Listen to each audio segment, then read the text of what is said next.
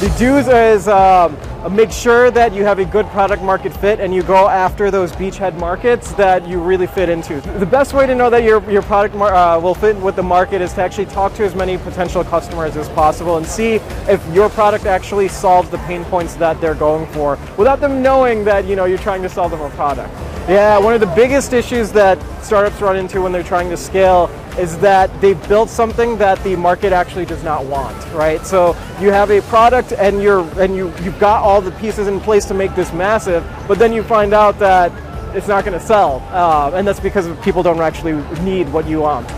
Main don'ts, I would say the biggest one is don't scale too fast. Make sure that you go at a pace that's sustainable for your company, because if you have way too many customers, way too many products out there and you can't support it all, that's going to be a huge problem and a massive failure in sustaining that in the future.